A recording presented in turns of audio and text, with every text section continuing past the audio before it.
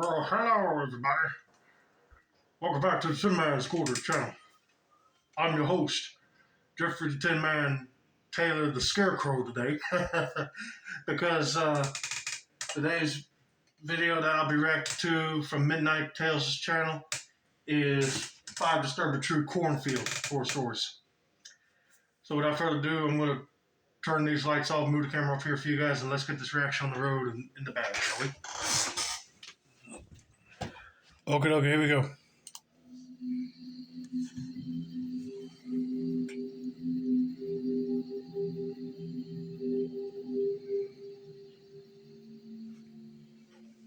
This happened when I was a teenager, hanging out with my childhood friend Matt, who lived out in the country. Okay. His place sat at the edge of town, surrounded by cornfields and quiet dirt roads, the kind of spot where you could get lost in the silence. We used to chill in this old barn on his property, especially during the fall when the nights were cool and everything felt peaceful. The barn had this loft on the second floor with a little balcony, and we'd bring up power cords, drag some beanbags and video games up there, and just camp out for the weekend. There were 6 of us that night: me, Matt, Chris, Mike, and a couple other friends. And after hours of gaming and goofing around, we got bored and decided to go on one of our usual late-night walks. It was about 11 p.m. when we grabbed a couple flashlights and headed out to explore the nearby fields. First off, it sounds like they're having a wonderful time hanging out with their friend on his property. And I wouldn't mind going for a late night walk and stroll myself. But one thing's for sure, I don't know if I want to go into the cornfield because you never know who or what would jump out at you. But let's just see what happens to them when they go near the field. The moon was barely visible, but we'd done this enough that we didn't need much light. We just followed the creek through the fields, joking around and soaking in the quiet. Now here's where things get weird. We'd been walking for maybe an hour and a half when we spotted something up ahead near the creek, what looked like a tree stump, about 20 feet off to the side. We all kind of looked at each other because we knew that field like the back of our hands, and that stump hadn't been there before. So, curious, and probably a little stupid, we decided to check it out. Chris and Mike were the first to hop across the creek, and Matt was just about to follow when I noticed something that made my stomach twist. The stump moved. The second I said something, it stood up. It was a man, just standing there in the field. Not moving, just watching us. His silhouette was dark against the field, and something about how still he was just felt wrong. Chris and Mike immediately jumped back across the creek, and we all froze, trying to figure out what the hell was happening. At first I was thinking, how in the world would a stump be in the field unless they forgot to grind it down? But it turned out it was a man. And since he noticed that you guys spotted him, he had to jump up and show himself. Oh boy, at this point, I'll be telling them boys to run back to the house. But that'd be creepy to see in the field for sure. And then, just like that, he took off running, full speed, right toward us, staying on the other side of the creek, but making a beeline in our direction. We didn't waste a second. We turned and ran faster than I even knew I could, heading back toward the road, hearts pounding, legs burning. We kept glancing over our shoulders, and at one point we saw the guy had stopped running and was just standing there again in the distance, watching us. Once we got close to Matt's place, we sprinted around the back and locked ourselves inside the barn loft. I remember sitting up there, trying to catch my breath, and realizing that we didn't know who he was, what he wanted, or how long he'd been out there in the dark waiting. We were all rattled, but eventually the adrenaline started to wear off, and we figured maybe that was it. We were freaked out, sure, but we thought maybe the guy gave up. We didn't even want to go outside to pee, so we were just using the balcony. Around 2:30 a.m., Mike went to do his business, and about 10 seconds later, he came flying back in like he'd seen a ghost. His face was pale, and he just said, "He's walking through the neighbor's backyard." At that point, all the fear from earlier came rushing back. We had no idea how he found us, or why he was still following us, but we all agreed we'd be safer in Matt's house than up in the barn. So we made a run for it, hoping to God the key didn't get dropped. We got into the garage, and then into the house, and not a minute later we heard the fence gate creak open. We went completely still, listening, and then we heard loud banging. This dude was tearing apart the barn. Matt woke up his parents, and while they were calling the cops, we huddled in the living room, staring out the window and praying the guy wouldn't find a way in. By the time the police got there, he was gone. But the barn, wrecked. Stuff was smashed, the door was kicked in, the loft was trashed, and the back door to the house. The handle had been completely busted. He tried to get in. If it hadn't been for the deadbolt, he probably would have. We never figured out who he was, why he was out there, or what his goal was. He never said a word, never showed his face clearly, and he was never caught. After that night, we stopped going on those late-night walks. Matt's family moved away a couple years later, and I've never gone back to that area since. The whole thing still creeps me out to this day, not just because it happened, but because whoever he was, he just disappeared into the dark and could still be out there somewhere. Thank God them boys made the right decision to get away from that barn and get inside the house, because the house has got a deadbolt lock on it. But I don't know what he had to gain to going inside the barn and trashing it and then breaking the deadbolt, unless he wanted to go kill that family just so nobody would know he was out there. But I don't know. That is strange. Sounds like this guy's a total mental nutcase. But dang it, I wish he got caught.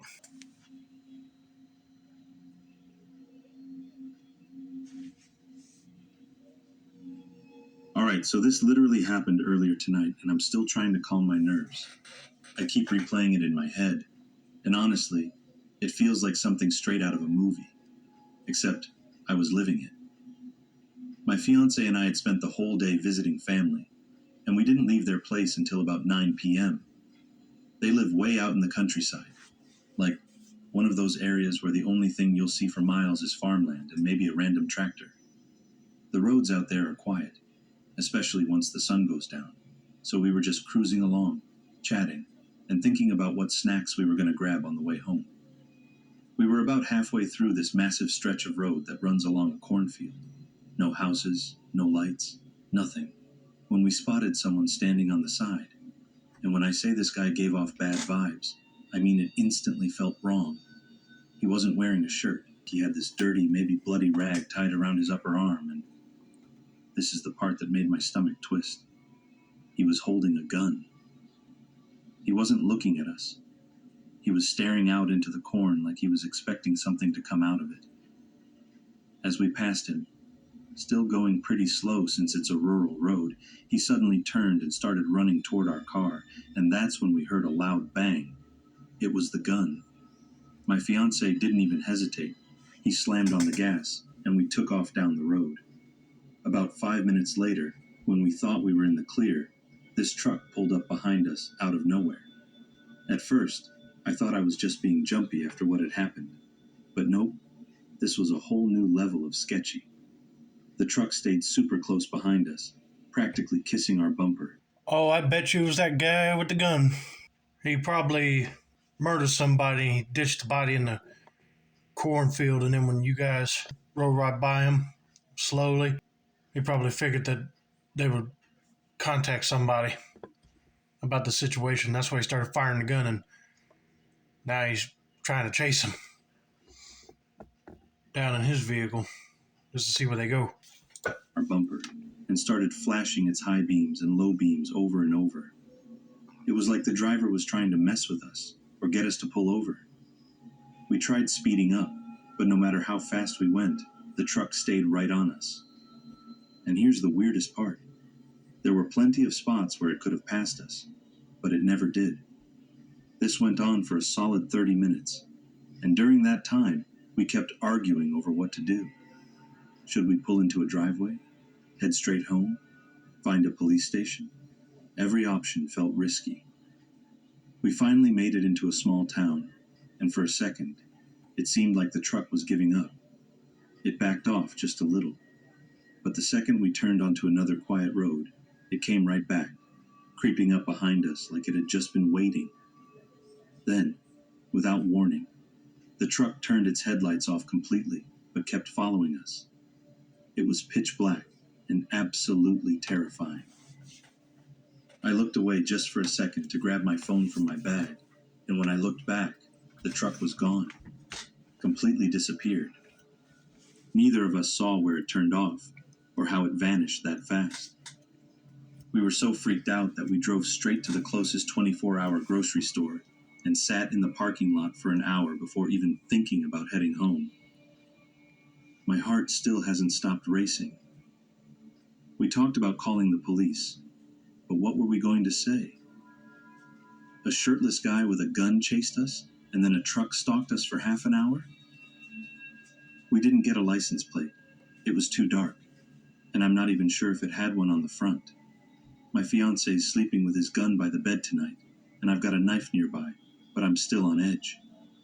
I honestly don't know if this was some messed up prank or something worse, but whatever it was, it didn't feel random. Oh man, I'm sorry that you two went through that torture. And they're right.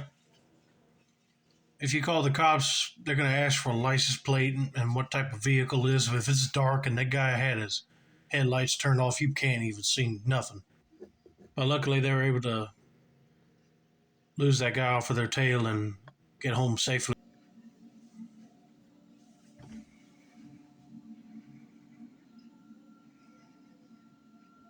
I grew up in this big, tight-knit group of siblings, cousins, and close family friends, and there were about 15 of us all within a few years of each other. One of the families we were close with had a grandma who lived in this tiny town that was basically the Midwest in a nutshell. Super chill people, friendly neighbors, and cornfields everywhere you looked. We spent a lot of time there because her whole extended family lived in the same area, and our parents loved throwing these big backyard barbecues and block parties. It was the kind of place where all the grown-ups would hang out and drink beer while us kids ran wild. Now, one of our favorite games to play was this weird mix of hide and seek and tag, but with a twist. The grandma's backyard looked right out onto this massive cornfield, and there was a little creek running off to the side of it. We'd spread out along the edge of the field, and one person would get blindfolded and just take off running into the corn. The goal was to run in random directions and get lost on purpose. I don't see how in the world that's a fun game to play. Because imagine you're getting blindfolded to run into a cornfield and go in different directions and get lost on purpose. What would happen if that person hit a rock or something in the field and fell and hurt themselves? I mean, that'd be like game over right there. This is something I would highly not recommend doing. And if you're afraid of being blindfolded, don't let nobody peer pressure you into doing this. Then once you were deep enough in, you'd yell that you were ready, and everyone would start calling your name to help guide you out. It sounds kind of strange now, but back then it was just this exciting, slightly spooky adventure, especially because the corn was tall enough to lose track of people really easily. So the last time we ever played that game, it was my turn to be it. I was probably around 8 years old. I took off running into the field, zigzagging like crazy, and I was laughing the whole time because I could already hear everyone calling my name from all different directions. Catherine. Over here, Catherine. I didn't head for the voices right away. I was just having too much fun running through the rows, pretending I was on some secret mission or something. Eventually, I crouched down to catch my breath and just listened. I could still hear everyone shouting and laughing like nothing was wrong. Then something happened that I still don't know how to explain. In the middle of all those distant shouts and the sound of the wind blowing through the corn, I suddenly heard someone whisper my name, but it was super close, like right behind me, and it wasn't one of the kids. This voice was deep, definitely a grown man's voice, and it said my name so clearly, just Catherine, right next to my ear. I froze. It wasn't playful. It wasn't part of the game. It felt totally wrong, like I'd just stepped into something that wasn't meant to be found. The second I processed what I'd heard, I screamed and took off running, crashing through the corn as fast as I could. I didn't care which direction I was going. I just wanted to be out. I was bawling by the time I got back to the group by the creek, and of course, everyone thought I was just being my usual dramatic self. I tried to explain, but after a few minutes they kind of brushed it off and went back to playing. Eventually, even I convinced myself it was nothing and forgot about it, at least for a while. But now, years later, I still remember that voice. I remember the feeling that washed over me. Not just fear, but something colder, deeper, like every part of my body suddenly knew I wasn't supposed to be alone in that field. And whatever was behind me knew exactly who I was. Man, I hate that everyone just ignored her completely because that's really serious. Someone knowing her name and they don't recognize that voice, that's creepy. I mean, imagine if they went into the cornfield and heard it, they'll be running back saying, "Oh, yeah, we believe you now." Might have been a crazy person trying to join in on the game and scared the crap out of them. Well, it worked. Yeah, like I said earlier, you just don't know who or what will be in them cornfields nowadays, even if you play a silly game like this in them. You always got to be alert.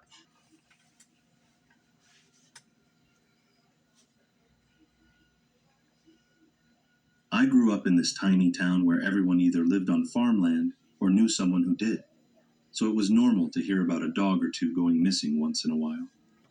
When I was about 17, I got this beat up old convertible off Craigslist for a few $100. I thought I was the coolest person alive. You couldn't tell me anything. I was always out cruising, windows down, roof off, just soaking in every bit of freedom I could squeeze out of that thing. Now, around the same time, a couple of kids at school had mentioned that their dogs had gone missing. I didn't think much of it at first.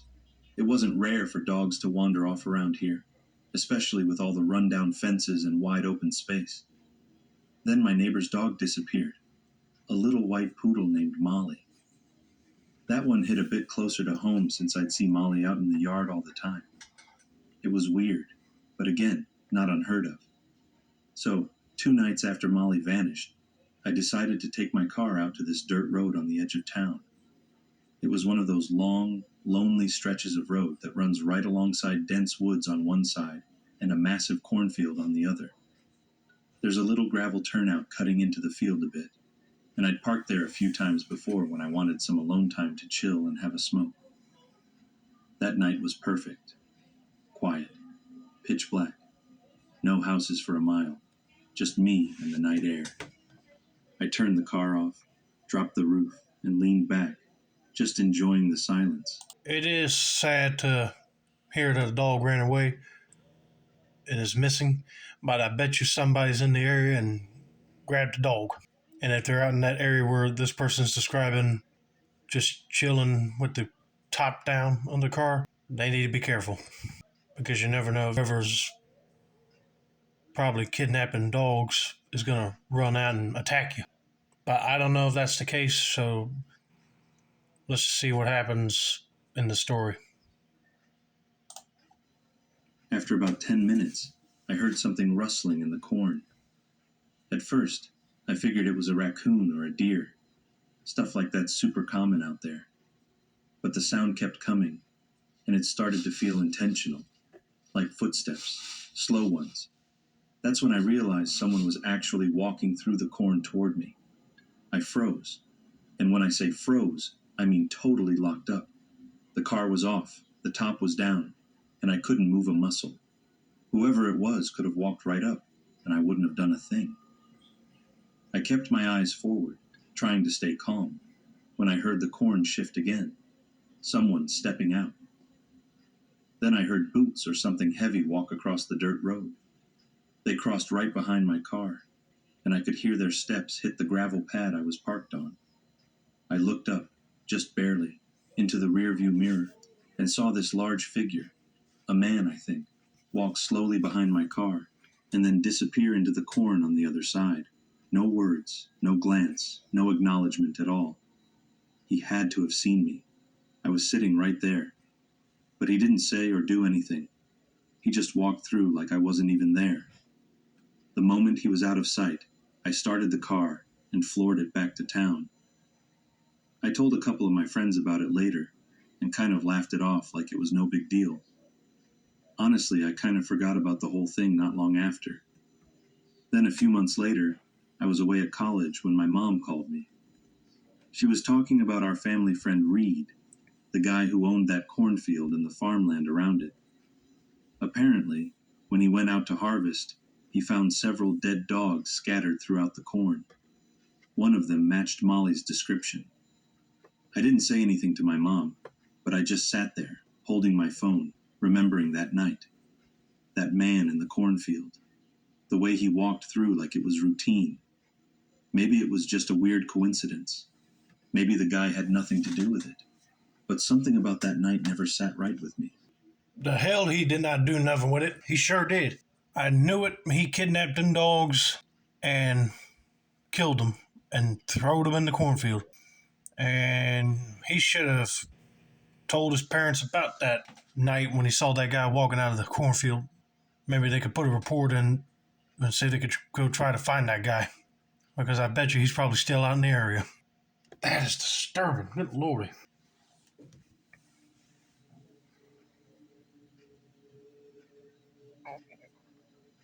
I grew up in this tiny town in northern Michigan where the only things more common than dirt roads are cornfields. And when I say there's nothing out there, I mean it. During the day, it already had that weird stillness that made you feel like something was always watching. But at night, whole different level of creepy. So my group of friends, tight-knit crew, bunch of goofballs, we were always pulling dumb pranks on each other. The best ones were the scary ones, especially out in the middle of nowhere, which, let's be honest, was basically everywhere around us. That weekend, our buddy Brian told us his parents were going to be out of town, so naturally we all planned to hang at his place. Of course, once we heard he was going to be alone at his house, which for context is surrounded by cornfields and has no neighbors for miles, we knew it was the perfect setup to mess with him. Think the stranger's kind of isolated. We were pumped to scare the life out of him. The plan was simple. 7 of us would meet up at the crossroads near his place around 11 p.m. Since there were no streetlights, we were going to park our cars there and then creep through the cornfield to his house. The idea was to bang on his doors, maybe rattle some windows, and just be general nightmares until he freaked out. But as we were planning it, I had this brilliant idea to flip the script and prank them instead. So I found this old Darth Maul costume in my brother's closet, super creepy in the dark, and instead of meeting up with everyone, I snuck over to Brian's house early and told the group I couldn't make it. I hid in this bush near his garage where I had a good view of the front yard, ready to jump out and scare the entire group when they showed up. At first, I was hyped. I was going to go down in friend group history for this. But as time ticked on, I realized it had been almost half an hour past the time they were supposed to arrive. I kept checking my watch, thinking they were just running late, maybe stopping for snacks or something. I was just about to give up when I finally heard footsteps. But this is where things took a seriously weird turn. Instead of laughter and whispers like I expected, I suddenly heard slamming, loud, aggressive banging on the garage, like someone was trying to break in. Then I heard someone jiggling the garage handle, trying to lift it up. When that didn't work, they moved to the window next to me. Knock, knock, knock. But it wasn't playful. It was forceful, angry even. I crouched down lower in the bush, heart racing, trying to convince myself it was just my friends messing around early. But it didn't feel right. And then everything just stopped. Silence. Like absolute, unnatural silence. I was just about to jump out and laugh it off when I heard movement again. Only this time, it was coming from the cornfield behind me. I froze. And then I heard them, my actual friends, laughing, whispering to each other to be quiet as they crept up toward the house. That's when it hit me. Whoever was banging on the garage trying to break in, the person who had been right next to me, that wasn't them. That would be scary to experience for sure. He's out there trying to scare his friends with a Darth Maul costume, and two unknown people show up and they are trying to break inside the house. And then his friends show up out of the cornfield, laughing like nothing's happening. But then he ended it right there, and I said, please tell me he tried to warn him, or he jumped out of the bush and ran towards him, telling him what just happened, but he didn't say it. I figured he probably did once the two guys that were trying to break inside the house left, but they would have heard him run into another cornfield in the backyard or something. But anyway, I hope you guys enjoyed this video. Don't forget to like, subscribe, turn on post notifications for more Midnight Tales content like this. This has been another successful installment of the Tin Man's Quarter channel. I'm your host, Jeffrey, the Tin Man Taylor, the Scarecrow. And have a nice day, and stay away from the cornfields.